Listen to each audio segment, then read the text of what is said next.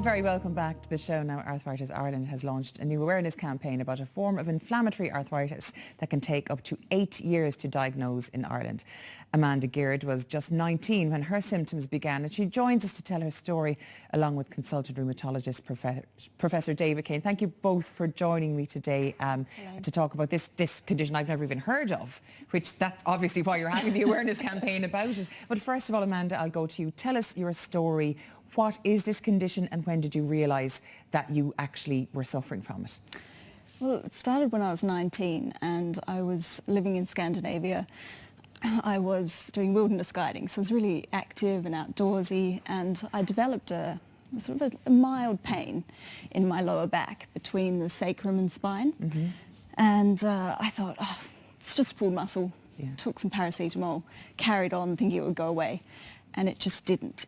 Over weeks and then months and then years, it got worse and worse until eventually I couldn't walk at all. And I ended up in the emergency department of the hospital in Tasmania, where I'm from, and they diagnosed me with this terrible condition I'd never heard of called ankylosing spondylitis. And it is a form of arthritis? It is a form of arthritis, yes. So up to that point, you were happy, you were healthy, you could run and jump and play like any normal teenager, any normal young person, and then it started off with a pain in your back, which many people suffer from, and you have this debilitating condition. Like, how did it progress for you, the disease? It progressed relatively slowly. It was an irritation to start with, and that's, I think, why a lot of people don't get to their GPs straight away. And eventually it moved up my back, and by the end it felt like someone was just stabbing me in the back, with a knife. Yeah. And just completely debilitating. And when I was finally diagnosed at 22, for someone to sit you down and say, you have a condition that is life-changing, will never go away, is just devastating. Yeah, and a chronic condition, as you said, and you have to live with it for the rest of your life. Yeah.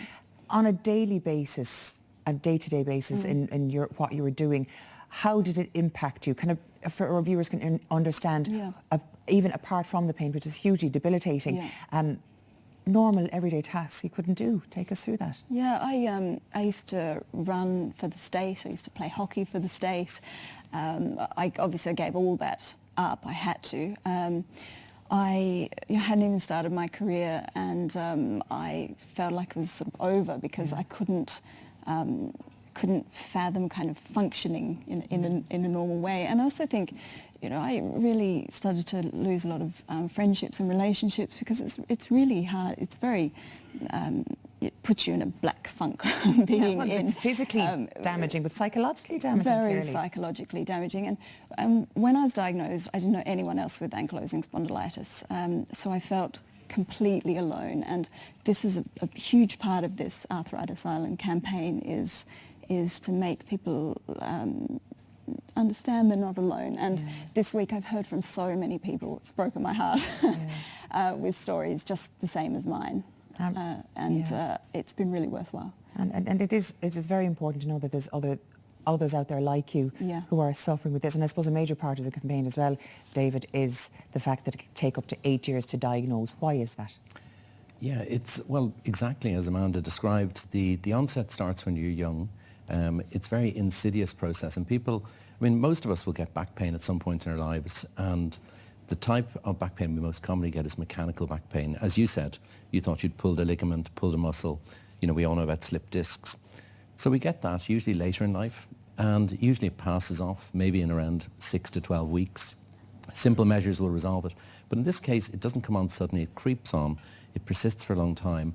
And so it's slow for the person to recognise that they have a problem until they're quite incapacitated. That was probably your experience. Exactly, yeah. And then also, I think for a while as well, because it's a rarer form of back pain, and we estimate maybe up to 40,000 people in Ireland have inflammatory back pain, with 8,000 having this form, that it wouldn't be recognised in the first contact with a health professional. But I think the awareness of it is much increased now over the last 10, 20 years. Yeah. So it's that kind of creeping onset, younger patients that we want to come forward to their health professional and discuss whether it could be ankylosing spondylitis. We're looking at people who wake up in the morning and they feel extremely stiff, and they need to exercise to relieve that stiffness, people who wake up at night with back pain, people who get it in late teens, early 20s, that's the onset where it begins, and where it lasts for more than 3 months. So not the simple, straightforward back pain. That's why it's hard to recognise. Yeah, I suppose normally with back pain, you take your anti-inflammatories or whatever and you rest. So like, I know I'm one of those mechanical slip disky people, and I know the pain is rotten. But usually if you're lying down, you don't feel much pain anyway. Well, I don't. But in this case, it's the opposite. It gets worse from inaction. Yeah, it keeps on getting worse. So as we were talking about earlier, it's an autoimmune disease. That's the difference. So most back pain is a structural problem, a pulled muscle, pulled ligament, slip disc. This is your own immune system, which we're all are very familiar with at the moment after COVID. Your own immune system, part of it goes wrong and starts attacking you and making your spine inflamed. And this can lead you to be, as you described, totally incapacitated. But as I think you've also shown, with treatment, you can be restored. Yeah, we can see here actually in the graphic there's more than just the back pain. There's several other symptoms as well that are common to this. Yeah, I mean, loss of appetite. I mean, you mentioned the pain, fatigue, anemia, all these sorts of things. And this is what you have to be looking out for, particularly if you are younger. I think so, but what's important about that symptom list, it's a constellation of symptoms or group of symptoms. So if you're sitting there with back pain and you've lost your appetite, it could be because the painkillers you took made your stomach upset. Yes. Don't jump to conclusions. So, I mean, it's whether you've got that grouping of younger onset, really prolonged early morning stiffness, takes me 1 to 2 hours to loosen up. Exercise helps, the pain wakes me at night, and maybe some of those other symptoms on the list as well. That's the type of person who has inflammatory back pain. Yeah. What helped you, Amanda?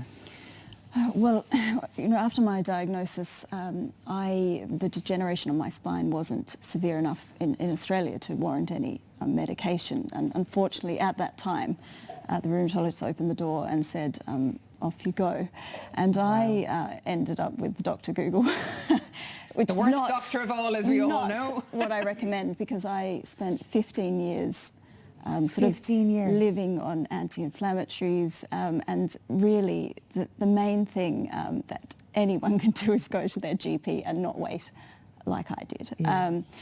Obviously with AS, keep moving, keep active is what you're always told, but when the pain's so debilitating that you can't do that, you really do need help. So everything changed for me when a few years after I moved to Ireland, I went to my GP on an unrelated matter and I said, you know, I'm in all this pain all the time because of AS. And she just said, Amanda, you shouldn't be living like this. This is mad. And she referred me to a rheumatologist at University Hospital Kerry, and he looked at me, you know, as a person and you know, as an individual, and tailored a treatment program for me that decreased my pain levels to nothing I could have ever, more than I could have ever hoped for. Yeah, you can look at you now, you're getting emotional even thinking of the way you were as opposed to the way you are now. 15 years with that, that level of pain. And now what can you do now that you were not able to do? Like, are you, well, you'll never be back to the old you, I suppose, but the new, better you. Yes, it's really cliched, but I guess I'm a new woman. Yeah.